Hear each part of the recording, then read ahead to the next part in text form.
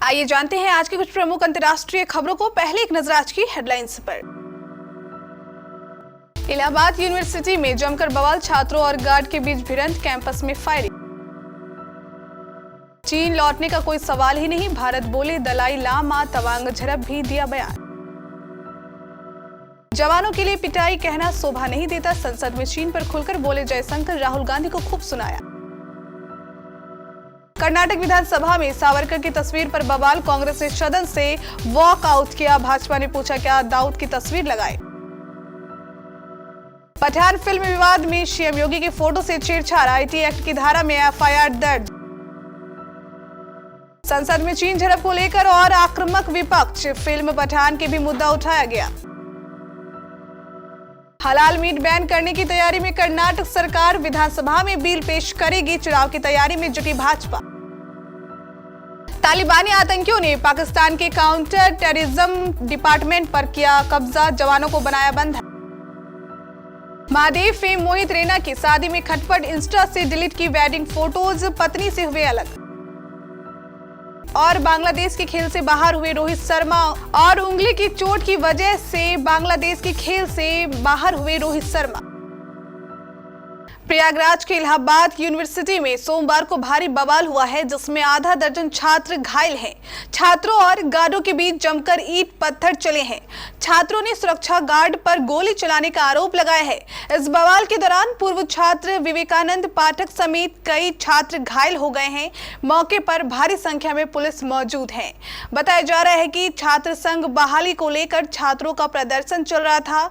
इसी दौरान छात्रों और सुरक्षा गार्डों के बीच बवाल हो गया। नौबत ईंट पत्थर चलने तक आ गई है। छात्रों ने यूनिवर्सिटी कैंपस में तोड़ फोड़ के साथ ही कुछ गाड़ियों को आग के हवाले कर दिया है। तवांग सेक्टर में वास्तविक नियंत्रण रेखा पर भारतीय और चीनी सैनिकों के बीच हुई झड़प को लेकर तिब्बती धर्मगुरु दलाई लामा का बयान सामने आया है। जब दलाई लामा से तवांग गतिरोध के मद्देनजर चीन के लिए उनके संदेश के बारे में पूछा गया तो उन्होंने कहा कि चीजें सुधर रही हैं। यूरोप, अफ्रीका और एशिया में चीन अधिक लचीला है। दलाई लामा ने कहा कि उनके चीन लौटने का कोई मतलब नहीं है, वह भारत को पसंद करते हैं। पंडित नेहरू की पसंद कांगड़ा की उनका स्थायी निवास है और वह इस जगह को बेहद पसंद करते हैं। इससे पहले भी उन्होंने कहा था कि 62 सालों से ज्यादा समय से भारत उनका घर रहा है और उसमें से ज्यादातर वक्त वह यहाँ धर्मशाला में रहने में खुश हैं। लोकसभा में आज एंटी मैरीटाइम पायरेसी एक्ट पर चर्चा के दौरान तीखी नोकझोंक हुई। कांग्रेस सांसद अधीर रंजन चौधरी बोलने के लिए खड़े हुए तो उन्होंने G20 प्रेसिडेंसी को लेकर सरकार पर तंज कसा। चीन की महत्वाकांक्षी का जिक्र करते हुए उन्होंने सरकार के उदासीन रवैये की बात कही। कुछ देर बाद जब विदेश मंत्री एस जयशंकर खड़े हुए तो उन्होंने हर सवाल का जवाब दिया। उन्होंने कहा कि माननीय सदस्य हमारे सरकार को चीन के खिलाफ उदासीन कर रहे हैं। अगर ऐसा होता तो बॉर्डर पर सेना को भेजने का फैसला ना लिया जाता। हम चीन पर पीछे हटने के लिए दबाव ना बनाते। हम खुलेआम कह रहे हैं कि संबंध सामान्य नहीं है। कर्नाटक विधानसभा में सावरकर की तस्वीर लगाए जाने पर सोमवार को बवाल हो गया। कांग्रेस समेत पूरे विपक्ष ने इसके विरोध में विधानसभा से वॉकआउट किया। पूर्व मुख्यमंत्री सिद्धारमैया समेत विपक्ष के कई विधायकों ने इस मसले को लेकर विधानसभा अध्यक्ष को चिट्ठी भी लिखी है। चिट्ठी में मांग की गई है कि सदन में वाल्मीकि, बासवन्ना, कनकदास, BR अम्बेडकर, सरदार वल्लभ भाई पटेल की तस्वीरें लगाई जाए। कांग्रेस के विरोध के बाद भाजपा ने पलटवार किया है। केंद्रीय मंत्री प्रहलाद जोशी ने कहा वैचारिक मतभेद होना चाहिए, लेकिन सावरकर एक स्वतंत्रता सेनानी है। अगर उनकी तस्वीर न लगाई जाए तो क्या सदन में दाऊद इब्राहिम की तस्वीर लगाएं? देश भर में पठान फिल्म पर विवाद जारी है। इसमें सभी राजनीतिक दलों की ओर से जमकर बयानबाजी हो रही है। इसी बीच पठान फिल्म को लेकर मुख्यमंत्री योगी आदित्यनाथ की फोटो से छेड़छाड़ कर पोस्ट किया गया। तस्वीर वायरल होते ही हड़कंप मच गया। मामले में लखनऊ के साइबर थाने में मुकदमा दर्ज किया गया है। अभिनेत्री दीपिका पादुकोण की जगह मुख्यमंत्री योगी आदित्यनाथ की तस्वीर लगाकर पोस्ट किया गया, जिसके बाद तस्वीर तेजी से वायरल हो गया। आईटी एक्ट की धारा में एफआईआर दर्ज कर पुलिस मामले की जांच में जुट गई है। फोटो से छेड़छाड़ करने वाले शख्स की तलाश में लखनऊ के साइबर थाने की पुलिस जुट गई है।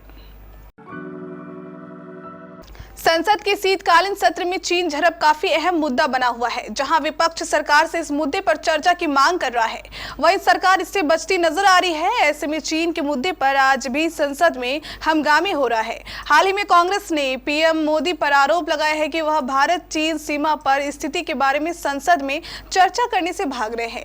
विपक्षी दल ने कहा कि रक्षा मंत्री को नहीं बल्कि प्रधानमंत्री को इस मुद्दे पर जवाब देना चाहिए। कांग्रेस ने आरोप लगाया कि प्रधानमंत्री मोदी चीन शब्द नहीं बोलते हैं।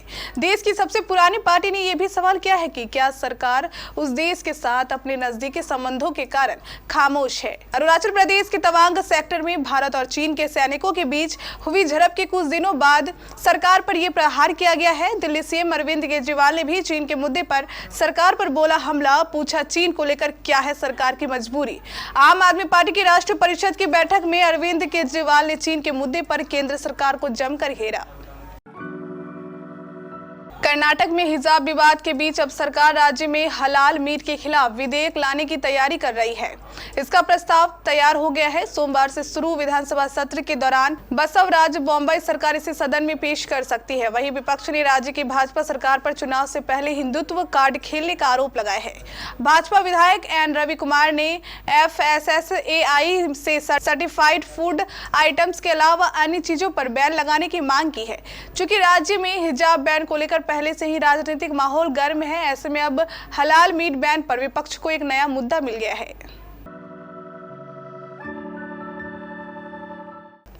अफगानिस्तान पर जब तालिबान ने कब्जा किया था तब पाकिस्तान बहुत खुश हुआ था। पाकिस्तान को लगता था कि वो तालिबान के सहारे भारत से जंग करेगा। हालांकि उसका ये सपना अब टूटता नजर आ रहा है। पाकिस्तान और तालिबान के बीच तनाव लगातार बढ़ता जा रहा है। जानकारी के मुताबिक तालिबान ने पाकिस्तान पर हमला कर दिया है। तालिबान आतंकवादियों ने रविवार को पाकिस्तान के अशांत खैबर पुख्तूनख्वा प्रांत के बन्नू जिले में हमला बोल दिया और एक काउंटर टेररिज्म सेंटर पर कब्जा कर लिया। पाकिस्तानी पुलिस के मुताबिक तालिबानी आतंकियों ने कई जवानों को बंधक बना लिया है। एक पुलिसकर्मी की मौत हो गई है।